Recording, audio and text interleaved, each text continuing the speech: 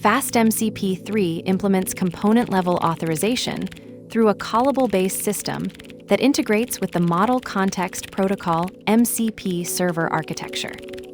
The framework employs decorator patterns to bind authentication, checks directly to tool definitions, enabling fine-grained access control without modifying the underlying protocol handlers. We will examine how the require-auth built-in check functions as a callable predicate within the @MCP tool decorator, establishing a protection boundary around the protected operation function. The initialization sequence creates an MCP server instance labeled protected server and registers the authenticated tool, demonstrating the minimal setup required for authorization enforcement in FastMCP 3. From FastMCP, import FastMCP. From FastMCP server auth, import require auth. MCP equals FastMCP protected server. @MCP, tool auth equals require auth. Def protected operation, SDR. Only accessible to authenticated users. Return success. This code demonstrates FastMCP's built-in authentication mechanism using the require-auth check. The pattern shows how to restrict tool access to authenticated users only, which is a fundamental security practice for protecting sensitive operations. By decorating the protected operation tool with auth equals require auth, the system automatically verifies the presence of a valid authentication token before allowing execution. The approach uses FastMCP's callable-based authorization system, where require-auth is a predefined check that simply verifies token presence. This is the most basic form of authorization, ensuring the user is authenticated without checking specific permissions.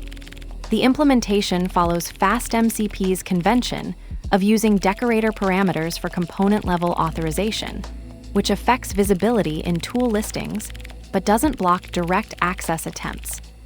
This pattern is particularly useful for scenarios where you need to ensure only logged-in users can access certain functionality without requiring specific permission levels.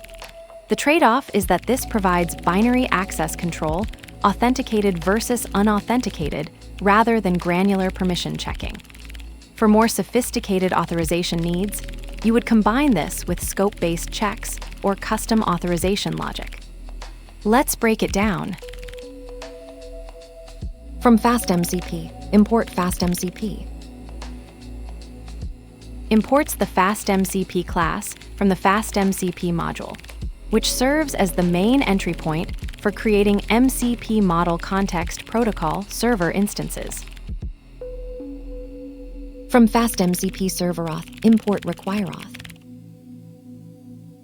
Imports the require auth function from the FastMCP server authentication module, which provides a basic authentication check that verifies the presence of a valid authentication token. MCP equals FastMCP protected server. Creates an instance of FastMCP with the server identifier protected server. This string parameter serves as a label for the server that will appear in MCP protocol handshakes, helping clients identify the server during communication. The line initializes the MCP Model Context Protocol server with this specific identifier. @MCP, tool auth equals require auth.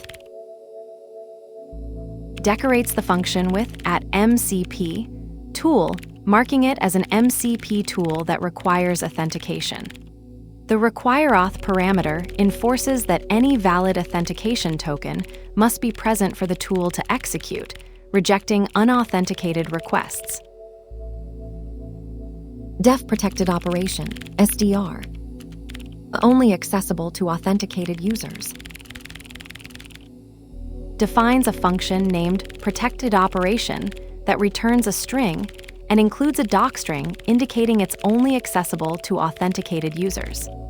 The function signature shows it takes no parameters and returns a string type, with the docstring serving as documentation about its restricted access requirement. Return success. Returns the string literal success as the result of the current function or operation. FastMCP3's callable-based authorization system integrates seamlessly with the model context protocol through decorator patterns, as demonstrated by the require-auth check in the @MCP tool decorator. The server initialization with a descriptive label establishes the MCP context, while the decorator binds authentication directly to the tool definition. This approach creates a clean separation between protocol handling and access control, with require-auth serving as a simple predicate that enforces binary authentication without modifying core protocol logic. The pattern's strength lies in its minimal setup requirements and clear visibility in tool listings, though it trades granular permission control for simplicity. By combining the server instance, decorator-based tool registration, and callable authentication checks, FastMCP achieves component-level security that's both declarative and maintainable. The naked function, unadorned by decorators, slips through the gate, carrying the secret key.